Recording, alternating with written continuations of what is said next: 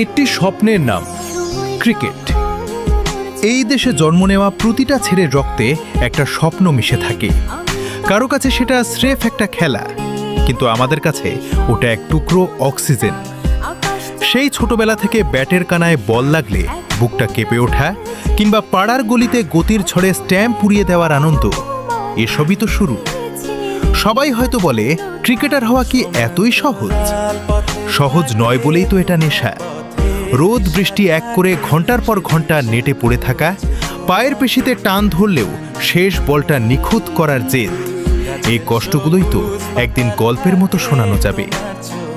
আমি জানি পথটা অনেক লম্বা, কিন্তু আমার এই হাতে যখন বল থাকে তখন আমি শুধু ব্যাটসম্যানকে দেখি না, আমি দেখি মিরপুরের উপচে পড়া গ্যালারি। আর যখন ব্যাট হাতে ক্রিজে দাঁড়াই তখন তো নিজেকে স্রেফ একজন খেলোয়াড় মনে হয় না, মনে হয় 16 কোটি মানুষের প্রতিনিধি। হ্যাঁ, প্রতিটা ছেলের মতো আমারও স্বপ্ন ছিল বাংলাদেশের জার্সিটা গায়ে জড়ানোর, কিন্তু সেই স্বপ্নটাকে বাস্তবে রূপ দিতেই আজ আমার এই লড়াই। একদিন আমার ইনসুইং কাঁপাবে প্রতিপক্ষের দুর্গ, আর আমার ব্যাট এনে দেবে সেই কাঙ্ক্ষিত বিশ্বজয়।